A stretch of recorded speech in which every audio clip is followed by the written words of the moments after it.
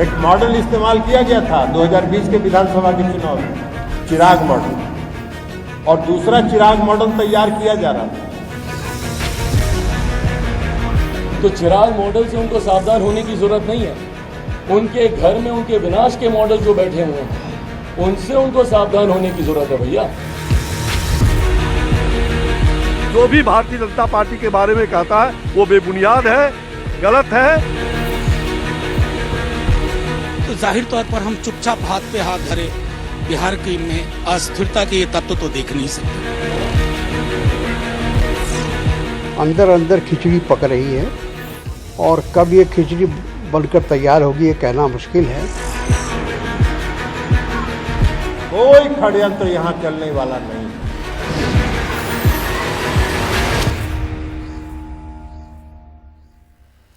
नमस्कार, देश की बात में हाजिर हूं। पहले बात बिहार की राजनीति की, जिसकी उठापटक का असर दिल्ली तक जोड़ा जा रहा है। क्या नीतीश कुमार बीजेपी से गठबंधन तोड़ सकते हैं? क्या इसकी घोषणा जल्द होने जा रही है? क्या आरजेडी लेफ्ट कांग्रेस के साथ वैकल्पिक सरकार की तैयारी हो रही है? बीजेपी पर पार्टी तोड़ने का आरोप लगा रही है जेडीयू, ऐसा सूत्र कह रहे हैं। गौरतलब है कि आरसीपी सिंह की जनता दल यूनाइटेड से इस्तीफा देने के बाद बिहार में सियासत में जो एक तरह से बवाल आ गया है। कल जेडीयू के अध्यक्ष लल्लन सिंह ने आरसीपी सिंह और बीजेपी की सांठगांठ, नीतीश कुमार के खिलाफ गहरी साजिश रचे जाने का आरोप लगाया।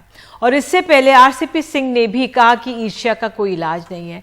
जबकि ताजा घटनाक्रम में राष्ट्रीय जनता दल ने बैठक कर अपने सभी विधायकों को पटना में ही रहने को कहा। इधर कांग्रेस ने भी अपनी अहम बैठक बुलाई।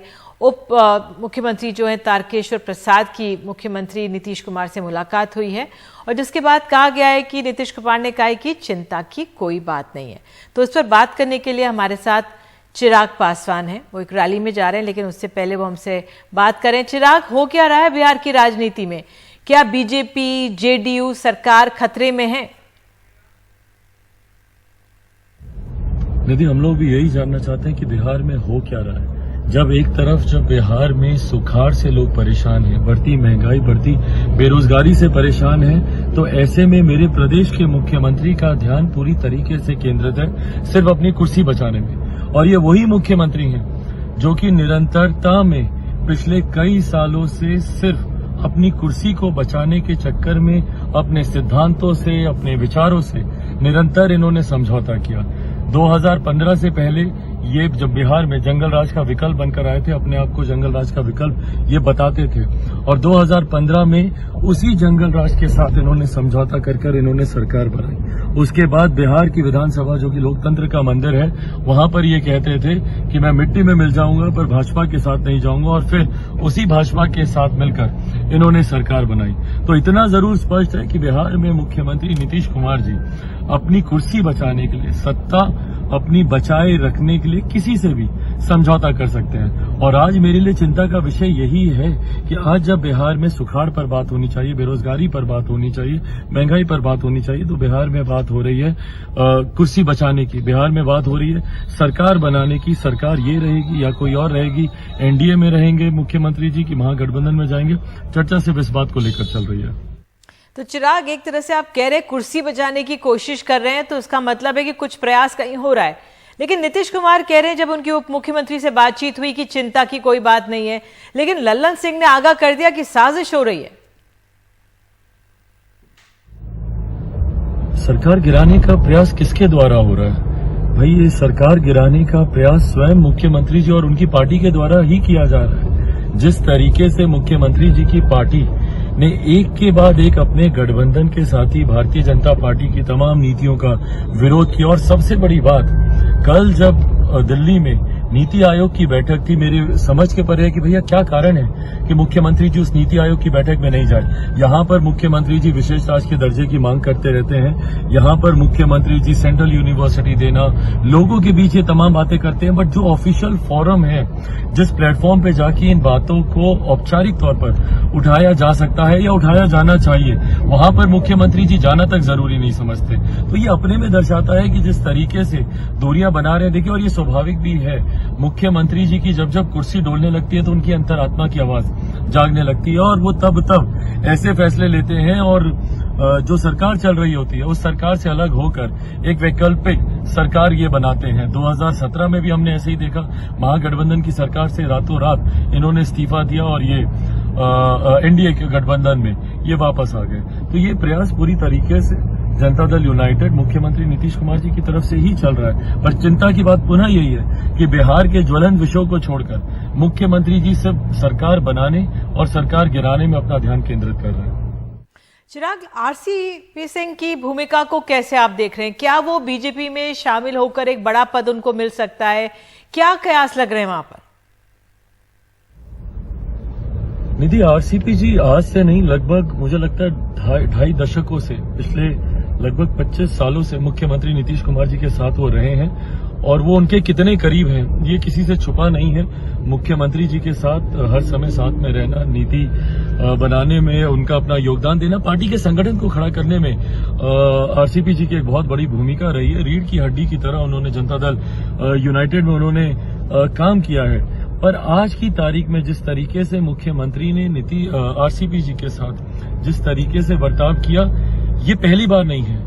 ये मुख्यमंत्री जी की कार्यशैली रही है। इसी तरीके से उन्होंने अपने हर करीबी के साथ लगभग इसी तरीके का उन्होंने बर्ताव किया है। अगर आप इतिहास में भी अगर आप देखें, मुख्यमंत्री जी ने जिसको अपना नेता माना, अपना साथी माना, उन सबके साथ इन्होंने इसी तरीके से किया।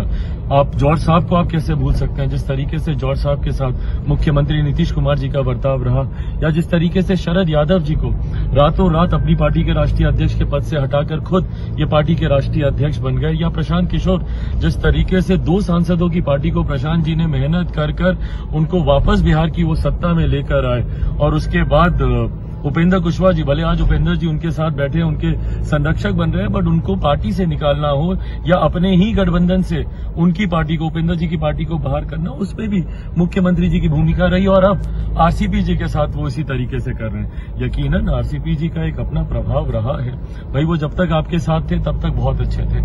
आज जब वो आपसे अलग होने की उन्होंने राह पकड़ी है, तो आज उनके ऊपर भ्रष्टाचार के आरोप भी आपको दिख रहे हैं। भैया, ये वही भ्रष्टाचार की आप बात कर रहे हैं जो आपकी नाक के नीचे हो रहा था, और आप उस वक्त की बात कर रहे हैं जब वो आप ही की पार्टी के राष्ट्रीय अध्यक्ष थे।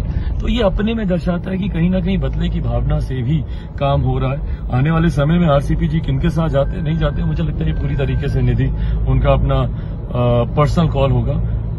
बट हाँ, वो जहां भी जाए, मेरी शुभकामनाएं जरूर उनके साथ है। चिराग, आखिरी सवाल, क्या नीतीश, आरजेडी, कांग्रेस मिलकर विकल्प की सरकार हो सकती है वहां पर? बिल्कुल बना सकती है, क्यों नहीं बना सकती निधि जी। इससे पहले भी तो मुख्यमंत्री जी राजद के साथ मिलकर सरकार बना ही चुके हैं। 2015 में महागठबंधन की सरकार के साथ मिलकर ही इन्होंने सरकार बनाई थी, और आज भी आंकड़े तो हैं इनके पास, तो चाहे तो वैकल्पिक सरकार ये बना सकते हैं। और इसी बात का तो डर दिखाकर भारतीय जनता पार्टी को यही तो डर हमेशा दिखाते रहे अभी तक कि हम राजद के साथ चले जाएंगे, हम राजद के साथ चले जाएंगे। चुनाव परिणामों के वक्त भी तीसरे नंबर की पार्टी होने के बावजूद इनको मुख्यमंत्री बनाया गया, क्योंकि कहीं ना कहीं इनका ये डर ही था जो ये दिखाते थे भारतीय जनता पार्टी अपने गठबंधन के नेताओं को कि हम राजद के साथ चले जाएंगे, राजद के साथ चले जाएंगे।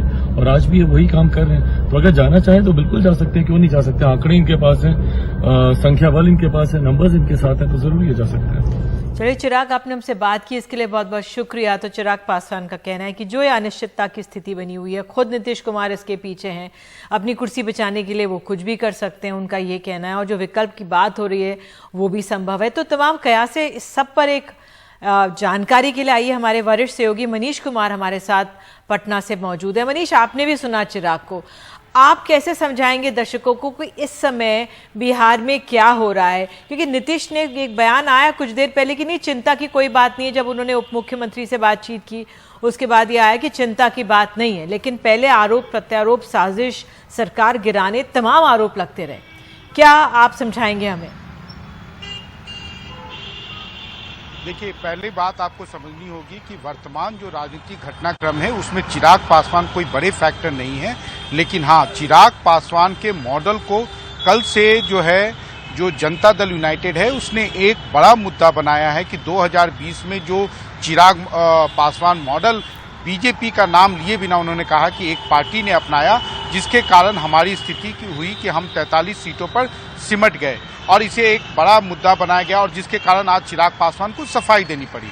अब आपका कहना है कि आज का राजनीतिक घटनाक्रम क्या है? आज की जो सबसे बड़ी बात यह है कि आज भले ही बीजेपी के 2 वरिष्ठ नेता तारकिशोर प्रसाद जो उप मुख्यमंत्री हों, स्वास्थ्य मंत्री मंगल पांडे, नीतीश कुमार से मिले, उसके बावजूद जो बिहार इकाई के जनता दल यूनाइटेड के अध्यक्ष उमेश कुशवाहा हैं, उन्होंने 7 दिन पूर्व बीजेपी के राष्ट्रीय अध्यक्ष जेपी नड्डा द्वारा ये बयान दिया गया था कि क्षेत्रीय पार्टियां खत्म हो जाएगी।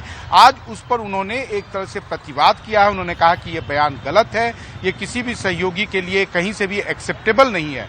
तो ये बयान देना निश्चित रूप से ये दिखाता है कि जनता दल यूनाइटेड कहीं से भी बीजेपी के प्रति अब नरमी का रुख अख्तियार नहीं की है। उमेश कुशवाहा के बाद जो पार्टी के राष्ट्रीय अध्यक्ष हैं ललन सिंह, उन्होंने भी फिर एक बार बयान दिया। कल भी उनका काफ़ी आक्रामक उनकी मुद्रा थी, काफ़ी वो एग्रेसिव उन्होंने स्टांस अपनाया हुआ था और आज एक बार फिर आरसीपी सिंह के बहाने उन्होंने बीजेपी को कटघरे में खड़े करते हुए कहा कि बीजेपी कैसे डिसाइड कर सकती है कि उनकी पार्टी का मंत्री कौन होगा, क्योंकि आरसीपी सिंह ने कहा कि अमित शाह ने कहा था कि हम चाहते हैं आपकी पार्टी से एक और वो भी आप मंत्री बने। तो अगर कोई बात होती, अगर कोई रिकॉन्सिलिएशन की बात होती तो शायद आज ललन सिंह का भी रुख उतना आक्रामक नहीं होता। तीसरी जो सबसे बड़ी बात यह है कि जो पार्टी के उनके वरिष्ठ मंत्री हैं विजय कुमार चौधरी, उन्होंने एक बयान दिया कि कल की जो बैठक है उसमें विचार विमर्श होगा और साथ ही साथ एक फैसला भी होगा। और ये कहा जा रहा है कि हाल के दिनों में जो ललन सिंह का बाइट शायद आपने आज अभी नहीं दिखाया है, तो ललन सिंह ने जो कहा था कि चिराग पासवान 2 करने की कोशिश थी, शायद उनके पास में, जनता दल यूनाइटेड के पास में कुछ ऐसे पुख्ता सबूत हैं, कुछ ऐसे ऑडियो क्लिप्स हैं कि बीजेपी या बीजेपी के बिहाफ में उनकी पार्टी को के विधायकों को तोड़ने की कोशिश थी, जिसे कल सार्वजनिक किया जाएगा। तो ये सब जो आज का घटनाक्रम है उससे तो यही लग रहा है कि जनता दल यूनाइटेड ने अपना मन बना लिया है कि उनको अब बिहार में बीजेपी का साथ छोड़कर दूसरा क्या राजनीतिक विकल्प हो सकता है उसकी ओर वो जा रहे हैं। अब आप बात करेंगी राजनीतिक विकल्पों की, तो जिनके साथ नीतीश कुमार के जाने की बात है, वो चाहे आरजेडी हो या कांग्रेस हो या लेफ्ट हो, सब लोग एक तरह से आप कह सकते हैं कि चुपचाप से स्थिति की मॉनिटरिंग कर रहे हैं। उनको लगता है कि जो होने वाला है उसका अंदाजा है, उन्हें उसके बारे में पुख्ता जानकारी है, लेकिन कोई खुलकर बयान नहीं दे रहा है। उनका कहना है कि पहले आप नीतीश कुमार को बोलने दीजिए, उसके बाद हमारी प्रतिक्रिया आपको मिनटों के अंदर आ जाएगी। निधि, अब आपने तमाम इसको इतनी विस्तार से हमें समझाया, इसके लिए बहुत बहुत शुक्रिया। अंत में मैं आपको थोड़ा सुन नहीं पा रही थी, कांग्रेस की भी बैठक हो रही है, जो और दल हैं उनका क्या कहना है, जरा बता दीजिए हमें संक्षेप में। देखिए, जो बैठक हो रही है वो उन्हीं दलों की बैठक हो रही है जो भविष्य में या आने वाले समय में नीतीश कुमार के सहयोगी बन सकते हैं या ये महागठबंधन के घटक दल हैं, वो चाहे वामपंथी दल हो या कांग्रेस हो। लेकिन कोई भी अभी औपचारिक बैठक नहीं कर रहा है। सब ने अपने विधायकों को पटना शहर में बुला लिया है और सब एक दूसरे से बातचीत कर रहे हैं और यही कह रहे हैं कि आप वेट एंड वॉच करें। उसी तरीके से आरजेडी की कल विधायक दल की बैठक है और वो विधायक दल की बैठक उस समय तक चलती रहेगी जब तक नीतीश कुमार के द्वारा कोई विधिवत घोषणा ना हो जाए। अगर नीतीश कुमार एनडीए के साथ रहते हैं तो वो एक तरह से कहेंगे कि ठीक है, हमने अपने विधायकों से मुलाकात की। अगर नीतीश कुमार ने कहा कि हम बीजेपी का साथ छोड़ रहे हैं तो तुरंत वैकल्पिक सरकार के लिए वो अपने समर्थन की घोषणा भी आपको कल से ही करते हुए मिल जाएंगे। बहुत बहुत धन्यवाद मनीष इस तमाम जानकारी के लिए। तो फिलहाल हम देश की बात में एक छोटा सा ब्रेक ले रहे हैं और ब्रेक के बाद तुरंत लौटेंगे। बने रहिए देश की बात के साथ।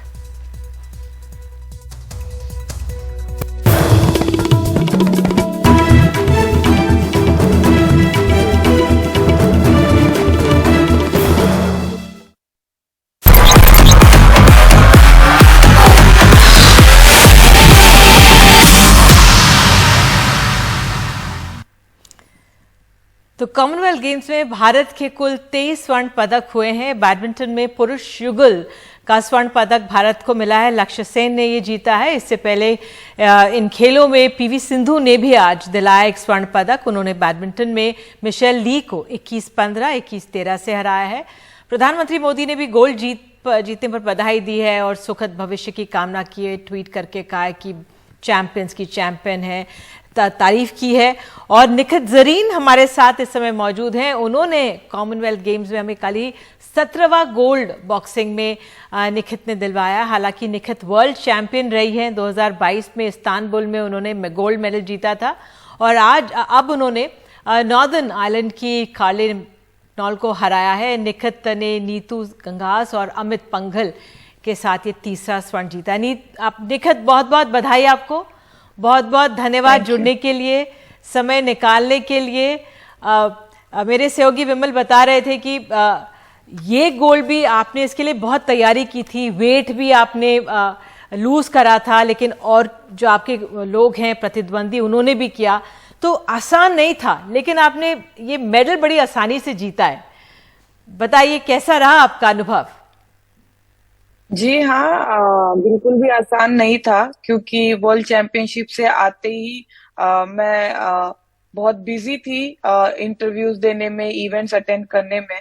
मैं अच्छे से घर पे भी नहीं रह पाई मैं, और आते ही मुझे कॉमनवेल्थ की ट्रायल देना पड़ा। और ट्रायल देते ही कुछ दिन हमने पटियाला NIS में ट्रेनिंग की और वहां से हम लोग आयरलैंड गए 2 वीक्स की ट्रेनिंग के लिए बिफोर कॉमनवेल्थ गेम्स।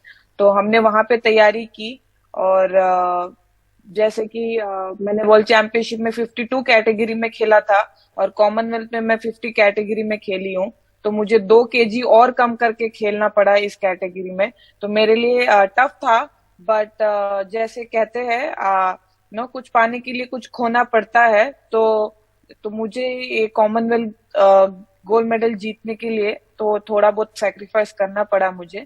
बट जब ये गोल्ड मेडल मैंने जीता तो एवरीथिंग वाज वर्थ इट।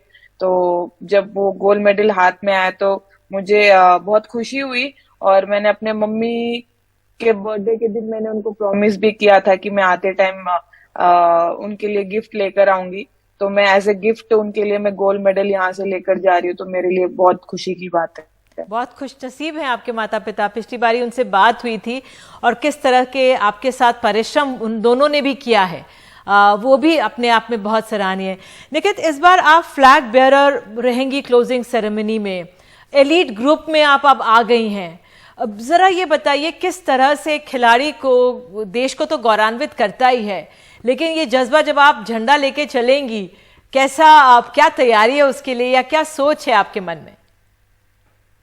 जी, मेरे लिए बहुत बड़ी बात है कि मुझे इसका हकदार समझा और मुझे चूज किया फ्लैग बेयरर के लिए। और मैं अपने आप को बहुत honour, I take it as a honour, और मैं बहुत अपने आप को लकी मानूंगी। और डेफिनेटली ये मेरे लिए नया एक्सपीरियंस है और बहुत बड़ी बात है। तो ये चीज मुझे डेफिनेटली आगे के लिए और मोटिवेट करेगी और ज्यादा मेहनत करके आने वाले कॉम्पिटिशन में अपने देश के लिए मेडल जीतने के लिए मुझे ये मोटिवेट करेगी। अगला टारगेट ओलंपिक्स ही होगा, उसके लिए क्या तैयारी खास? जी हाँ, मेरा अल्टीमेट गोल तो ओलंपिक्स ही है, बट उससे पहले एशियन गेम्स भी होंगे, वर्ल्ड चैंपियनशिप नेक्स्ट ईयर फिर से होगा, क्वालिफायर्स है। पहले क्वालिफाई होना होगा पेरिस ओलंपिक्स के लिए। तो मेरे सारा फोकस पहले step by step each and every competition में मैं रखना चाहती हूँ। तो डेफिनेटली अभी तो मैंने यहाँ पे कॉमनवेल्थ में गोल्ड जीता है, तो मैं इस चीज को मैं पहले इस मेडल को एंजॉय करना चाहती हूँ, इस टाइम को मैं अच्छे से एंजॉय करना चाहती हूँ, अपने फैमिली के साथ टाइम स्पेंड करना चाहूंगी। बिल्कुल जी। निखत, पिछली बारी जब आपने जीता था तो NDTV ने ट्वीट किया था, सलमान खान ने उसको रिट्वीट किया था और आप बहुत खुश हो गई थी। तो इस बार क्या कुछ बातचीत हुई है या कुछ संदेश आया है? इस बार क्या होगा? जी, इस बार तो कोशिश करूंगी कि मैं कॉमनवेल्थ के बाद जाके मिलने की कोशिश करूंगी मैं, क्योंकि लास्ट टाइम वर्ल्ड चैंपियनशिप के बाद मुझे टाइम नहीं मिला क्योंकि ट्रायल्स भी आने वाले थी। बट डेफिनेटली कॉमनवेल्थ के बाद यही कोशिश करूंगी कि मैं जाके उनसे मिलूं मैं। बिल्कुल। और आखिरी सवाल नहीं है, आपसे गुजारिश है, आप शेर पढ़ती हैं तो हमारे दर्शकों के लिए अगर कुछ कहना चाहें आप। अभी तो ठीक है, मैं अपने फैमिली के लिए कहूंगी मैं, क्योंकि वो इंडिया में है और मैं यहाँ पे बर्मिंघम में हूँ। तो एक शायरी मेरे घर वालों के लिए। दूर है आपसे तो कुछ गम नहीं, दूर रहकर भुलाने वाले हम नहीं, अरे रोज मुलाकात ना हो तो क्या आपकी याद मुलाकात से कम नहीं। बहुत खूब, आपको एक बार फिर से बधाई और बहुत बहुत धन्यवाद मेडल लाने के लिए देश के लिए। निखित, आगे भी लाते रहिए ऐसे। बहुत बहुत धन्यवाद जुड़ने के लिए। और हमारे सहयोगी विमल वहीं पे मौजूद हैं, उन्होंने पीवी सिंधु से बातचीत की। आइए वो बातचीत आपको सुनाते हैं। सिंधु ने जीत के बाद कहा कि आप बहुत खुश हैं, लेकिन आप ग्रेजुएट किए हैं, पहले ब्रॉन्ज फिर सिल्वर फिर गोल्ड और मल्टी स्पोर्टिंग इवेंट में पहला गोल्ड। मुझे तो लग रहा था कि आपके लिए आसान बात है, but you said you are very happy. Yes, बहुत खुश हूँ क्योंकि ये जीत के लिए बहुत साल वेट कर रही थी, but finally I have got it gold. तो ऑब्वियसली कॉमनवेल्थ गेम्स ये है कि you know it will come once in 4 years, तो obviously you know you have to wait again 4 years, but I am happy that इस बार मैं gold लेके जा रही हूँ, तो बहुत खुश हूँ। आप सारे मेडल चुकी हैं एशियन, इसमें सब में, ये कहाँ पे रेट करती हैं आपको? क्योंकि मतलब हम लोगों के हिसाब से आप वर्ल्ड चैंपियनशिप में जीती हैं, जो ओलंपिक्स में जीती हैं, that is much higher. I think every medal is important, क्योंकि हर एक medal gives you lot of memories, तो this will also be one of them, but definitely how much ever I win, it is good, but at the same time every win, every medal, you know, has a lot of moments and lot of memories to cherish. Sindhu, आपको मैं जब से देख रहा हूँ, और correct me if I am wrong, मुझे लग रहा है कि अब भी आपका गेम में मैच्योरिटी आ ही रही है, you are still improving. Yes, definitely और इम्प्रूव कर रही हूँ, और it's important to learn a lot more, क्योंकि हर एक टाइम ओपोनेंट्स को पता चलता है कि क्या हो रहा है, कैसे हो रहा है खेलते समय, तो स्ट्रैटेजी वाइज नहीं तो गेम वाइज कुछ ना कुछ इम्प्रूवमेंट्स होना चाहिए। तो I am still on in a learning process, so it is very important. Yes. Okay, one last question, your camaraderie with your coach पाक has taught you so many things, आपने भी उनको सिखाया आराम से? हाँ, थोड़े बात करते हैं, मतलब few words like आराम से ऐसे। So I'm very thankful to him, क्योंकि उन्होंने बहुत सपोर्ट किया था, और मेरा फिजियो इवेंजेलिन और मेरा ट्रेनर श्रीकांत भी मुझे बहुत सपोर्ट किया, क्योंकि एज एन एथलीट मेंटली और फिजिकली भी बहुत फिट रहना चाहिए, इंजरी फ्री भी रहना चाहिए। तो I am very happy that as a team we have done this. Wish you all the best and keep shining. Thank you so much.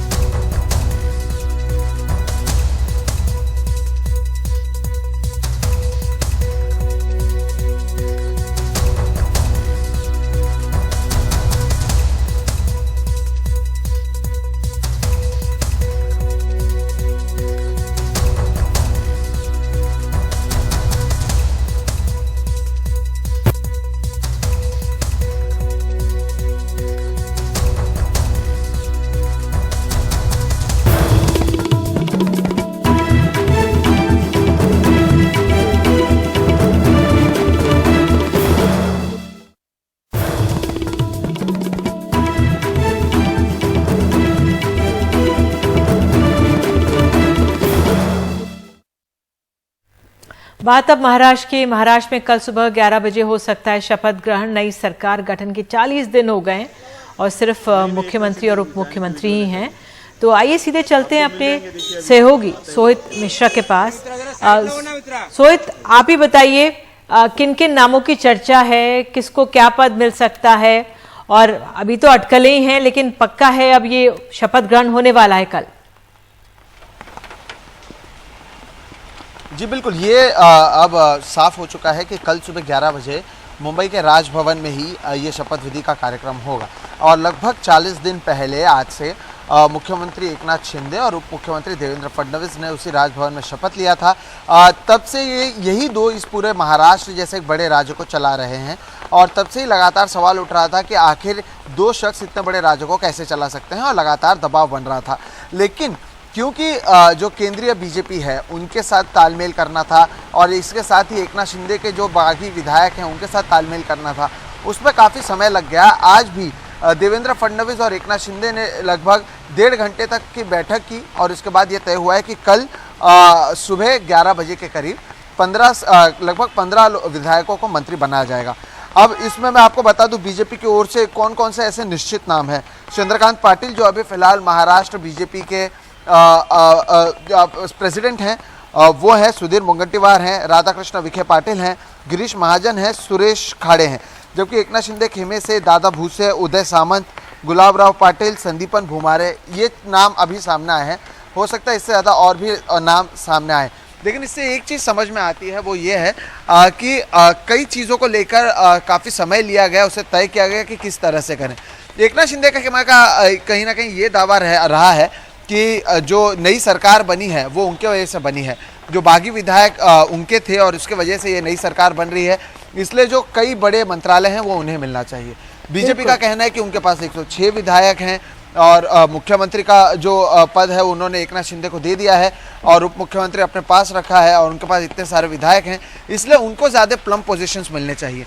इसे लेकर ज़रूर दोनों के बीच में काफ़ी बहस हुई, डिस्कशन हुई आप कह सकते हैं, लेकिन जो गृह मंत्रालय है या फाइनेंस है, ये माना जा रहा है कि ये बीजेपी अपने पास ही रखेगी। अब किसे क्या कुछ दिया जाता है ये कल ही साफ हो पाएगा, क्योंकि पिछली बार भी हमें लगा था कि फडणवीस मुख्यमंत्री बनेंगे, लेकिन वो उप मुख्यमंत्री बने और एकनाथ शिंदे मुख्यमंत्री बने। बिल्कुल देखना होगा कि किसको कौन सा मंत्री पद मिलेगा और किसको कितने मंत्रालय मिलेंगे। बहुत बहुत धन्यवाद जानकारी के लिए। फिलहाल देश की बात में हमें एक वक्त ब्रेक का है और आगे है 41 साल पहले कांग्रेस द्वारा मध्य प्रदेश एसोसिएट जनरल को दी गई जमीन से जुड़े लोगों और कानूनी दाव पेंचों पर एक रिपोर्ट दिखाएंगे।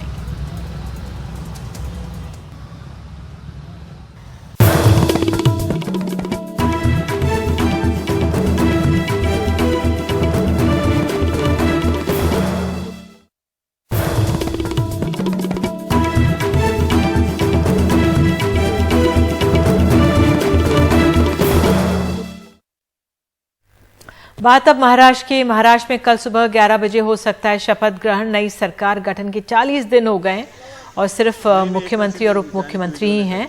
तो आइए सीधे चलते हैं अपने सहयोगी सोहित मिश्रा के पास। सोहित, आप ही बताइए किन किन नामों की चर्चा है, किसको क्या पद मिल सकता है, और अभी तो अटकलें ही हैं लेकिन पक्का है अब ये शपथ ग्रहण होने वाला है कल।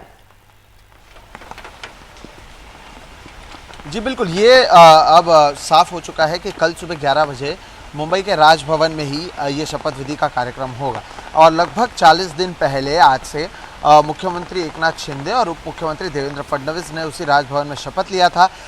तब से यही दो इस पूरे महाराष्ट्र जैसे एक बड़े राज्य को चला रहे हैं और तब से ही लगातार सवाल उठ रहा था कि आखिर दो शख्स इतने बड़े राज्य को कैसे चला सकते हैं और लगातार दबाव बन रहा था। लेकिन क्योंकि जो केंद्रीय बीजेपी है उनके साथ तालमेल करना था और इसके साथ ही एकनाथ शिंदे के जो बागी विधायक हैं उनके साथ तालमेल करना था, उसमें काफ़ी समय लग गया। आज भी देवेंद्र फडणवीस और एकनाथ शिंदे ने लगभग 1.5 घंटे तक की बैठक की और इसके बाद ये तय हुआ है कि कल सुबह 11 बजे के करीब लगभग 15 विधायकों को मंत्री बनाया जाएगा।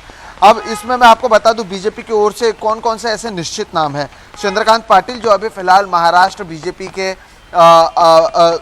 प्रेसिडेंट हैं, वो है सुधीर मुनगंटीवार हैं, राधाकृष्ण विखे पाटिल हैं, गिरीश महाजन हैं, सुरेश खाड़े हैं। जबकि एकनाथ शिंदे खेमे से दादा भूसे, उदय सामंत, गुलाबराव पाटिल, संदीपन भूमारे, ये नाम अभी सामने आए हैं। हो सकता है इससे ज़्यादा और भी नाम सामने आए, लेकिन इससे एक चीज़ समझ में आती है, वो ये है कि कई चीज़ों को लेकर काफ़ी समय लिया गया, उसे तय किया गया कि किस तरह से करें। एकनाथ शिंदे का खेमा का कहीं ना कहीं ये दावा रहा है कि जो नई सरकार बनी है वो उनके वजह से बनी है, जो बागी विधायक उनके थे और उसके वजह से ये नई सरकार बन रही है, इसलिए जो कई बड़े मंत्रालय हैं वो उन्हें मिलना चाहिए। बीजेपी का कहना है कि उनके पास 106 विधायक हैं और मुख्यमंत्री का जो पद है उन्होंने एकनाथ शिंदे को दे दिया है और उप मुख्यमंत्री अपने पास रखा है और उनके पास इतने सारे विधायक हैं, इसलिए उनको ज़्यादा प्लम पोजीशंस मिलने चाहिए। इसे लेकर ज़रूर दोनों के बीच में काफ़ी बहस हुई, डिस्कशन हुई आप कह सकते हैं, लेकिन जो गृह मंत्रालय है या फाइनेंस है, ये माना जा रहा है कि ये बीजेपी अपने पास ही रखेगी। अब किसे क्या कुछ दिया जाता है ये कल ही साफ हो पाएगा, क्योंकि पिछली बार भी हमें लगा था कि फडणवीस मुख्यमंत्री बनेंगे, लेकिन वो उप मुख्यमंत्री बने और एकनाथ शिंदे मुख्यमंत्री बने। बिल्कुल देखना होगा कि किसको कौन सा मंत्री पद मिलेगा और किसको कितने मंत्रालय मिलेंगे। बहुत बहुत धन्यवाद जानकारी के लिए। फिलहाल देश की बात में हमें एक वक्त ब्रेक का है और आगे है 41 साल पहले कांग्रेस द्वारा मध्य प्रदेश एसोसिएट जनरल को दी गई जमीन से जुड़े लोगों और कानूनी दाव पेंचों पर एक रिपोर्ट दिखाएंगे।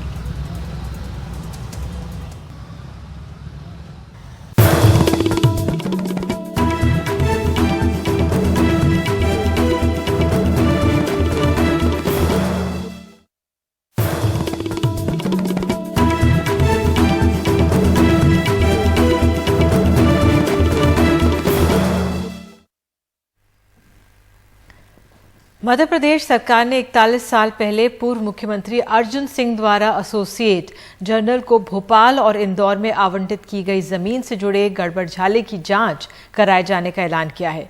लेकिन जब ये सारी जमीन खुर्द-बुर्द हुई तो सत्ता में खुद बीजेपी थी। इससे जुड़े एक कहानी उन कर्मचारियों पत्रकारों की है जो सालों से अपने हक की लड़ाई लड़ रहे हैं। पंडित जवाहरलाल नेहरू के नाम का बोर्ड जमीन पर पड़ा हुआ है, एक निजी बिल्डर का बोर्ड तना हुआ है। ये कहानी है भोपाल में नेशनल हेराल्ड, नवजीवन और कौमी आवाज के जमींदोज होने की, वहां कारोबारी इमारतों के खड़ा होने की। एनडीटीवी को जो दस्तावेज मिले हैं वो बताते हैं कि कैसे एजेएल के डायरेक्टर रहे विश्वबंधु गुप्ता ने 24 अगस्त 2001 में भोपाल प्रेस कॉम्प्लेक्स की प्रॉपर्टी प्लॉट नंबर 1 की पावर ऑफ अटर्नी दिल्ली के बड़े बिल्डर नरेंद्र कुमार मित्तल को दे दी। उस वक्त प्रदेश में दिग्विजय सिंह की सरकार थी। मित्तल की कंपनी गंगा इंटरप्राइजेस को भोपाल के एमपी नगर जोन 1 में करीब 1.14 एकड़ जमीन पर बिल्डिंग बनाने के अधिकार मिले। दिग्विजय सिंह सरकार में नगरीय प्रशासन मंत्री रहे तनवंत सिंह की पत्नी और बहू को बतौर वेंडर प्रोजेक्ट से जोड़ा गया। 29 मार्च 2007 को भोपाल के दूसरे बिल्डर सौम्या होम्स को बतौर वेंडर प्रोजेक्ट से जोड़ लिया गया और उन्हें 46% हिस्सेदारी दे दी गई। जमीन का कमर्शियल उपयोग नहीं हो सकता था, फिर भी यहां सिटी सेंटर बन गया, शोरूम दुकानें बेची गईं। जिस वक्त ये सब हो रहा था कांग्रेस की सरकार चली गई थी, बीजेपी सत्ता में आ गई थी। जहां ये बिल्डिंग खड़ी है वहां से भोपाल विकास प्राधिकरण का दफ्तर कुछ कदमों की ही दूरी पर है, फिर भी लीज की शर्तों का खुलेआम उल्लंघन होता रहा। उसकी नींद नहीं खुली। नींद तब खुली जब दुकान के मालिक नामांतरण कराने भोपाल विकास प्राधिकरण के दफ्तर पहुंचे। बिल्डिंग परमिशन से लेकर सारी चीजें शिवराज सिंह जी की ही सरकार ने दी हैं, तो उन पर भी एक्शन हो जाए जिन जिन अधिकारियों ने बिल्डिंग परमिशन दी है, क्योंकि सरकार तो भारतीय जनता पार्टी की थी और आंख मूंद कर बैठी थी कि सरकार, या तो सरकार के अधिकारियों ने भी पैसा खाया है। एक्शन हो उस पर। नामांतरण के आवेदनों को बीडीए ने निरस्त कर दिया। एजेएल सहित कुल 39 अखबार मालिकों को प्रेस कॉम्प्लेक्स में 27 एकड़ 22 डेसिमल जमीन तत्कालीन मुख्यमंत्री अर्जुन सिंह ने लीज पर दी थी, जिसमें कई और शर्तों में जमीन का कमर्शियल उपयोग न करना भी एक मुख्य शर्त थी, जिसके शपथ पत्र भी लिए गए थे। अब दुकानदार रो रहे हैं। सरकार कह रही है वो संपत्ति सीज कर सकती है, साथ ही लीज शर्तों में गड़बड़ी करने पर कार्रवाई में हुई देरी पर वो सरकार को नहीं सिर्फ अधिकारियों को दोषी मानती है। सीधा लीज की शर्तों का उल्लंघन हुआ है और दूसरा इसमें यह भी है कि अभी तक किसी न्यायालय की तरफ से हमें सीज करने पर कोई स्टे नहीं है, तो इस बात पर भी सरकार विचार कर रही है कि अगर स्टे नहीं है तो हम सीज भी कर सकते हैं। देखिए ये बात बिल्कुल सही है, आपका जो कहना है मैं उससे ये बात सही है कि बीच में अधिकारियों के स्तर पर कुछ गड़बड़ियाँ हुई है और जो कार्रवाई समय रहते होना थी वो कार्रवाई समय रहते नहीं हुई है और इसकी भी हम जांच करा रहे हैं कि अधिकारियों के स्तर पर कहाँ पर क्या गड़बड़ी हुई है और इसके लिए कौन से अधिकारी दोषी है। उन अधिकारियों के खिलाफ भी सरकार कार्रवाई करेगी। भोपाल संस्करण में काम करने वाले 89 कर्मचारियों ने भाचावत वेज बोर्ड के तहत वेतन भत्ते में विसंगति, अचानक तालाबंदी और उनके प्रेस की जमीन पर आलीशान इमारत बनने को लेकर कोर्ट का दरवाजा खटखटाया। महात्मा गांधी के वक्त छपे अखबार की ऐतिहासिक प्रिंटिंग मशीन तक गायब हो गई, उसकी रिपोर्ट लिखवाई गई। कर्मचारी पत्रकार धरना प्रदर्शन करते रहे, लेकिन न बकाया मिला न इंसाफ। मोहम्मद सईद खान प्रोडक्शन से जुड़े थे, अब जैसे तैसे घर चला रहे हैं। किसी बड़े नेता ने मिलने नहीं दिया। हम बार बार AICC गए, उन्हें रजिस्ट्री द्वारा हमने सूचना भी दी।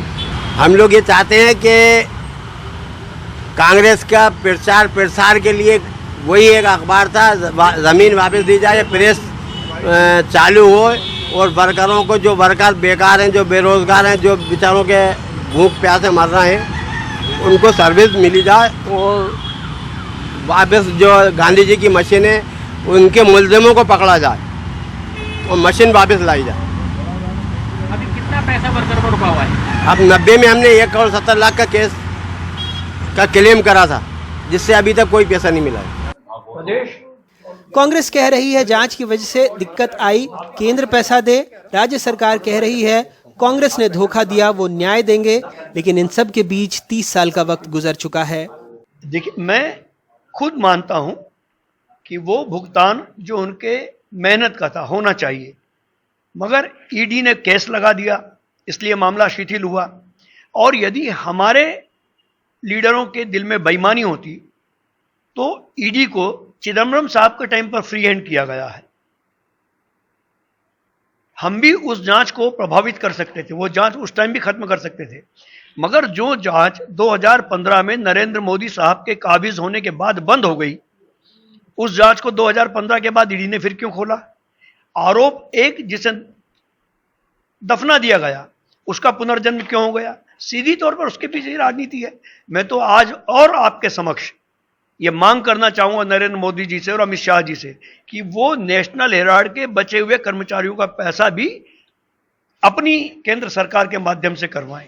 कि उनके साथ भी हम लोग निश्चित रूप से न्याय करेंगे। और ये ना केवल कर्मचारियों का विषय है, ये जो फ्रीडम फाइटर हैं जिन्होंने देश के लिए अपना सब कुछ समर्पित कर दिया, उनके साथ भी धोखा कांग्रेस ने किया है। बहरहाल अकेले एजेएल नहीं, कुल 39 अखबार मालिकों को भोपाल के प्रेस कॉम्प्लेक्स में 30 साल के लिए जमीन लीज पर दी गई थी। ज्यादातर ने नियमों का पालन नहीं किया। सवाल ये है कि सरकार सब पर कार्रवाई करेगी। आज भोपाल की जिस जमीन पर नेशनल हेराल्ड की बिल्डिंग पर व्यावसायिक इमारतें खड़ी हैं, कम से कम उसका बाजार मूल्य ही 200 से 250 करोड़ रुपए है। 2014 से 2019 के बीच राहुल गांधी की संपत्ति लगभग 70% बढ़कर 15 करोड़ रुपए के पार जा पहुंची है। लेकिन इन 89 परिवारों का मात्र 3 करोड़ रुपए का बकाया भी अब तक नहीं मिला है और वो सड़क पर आ गए हैं। भोपाल से अपने सहयोगी रिजवान खान के साथ अनुराग द्वारी, एनडीटीवी इंडिया।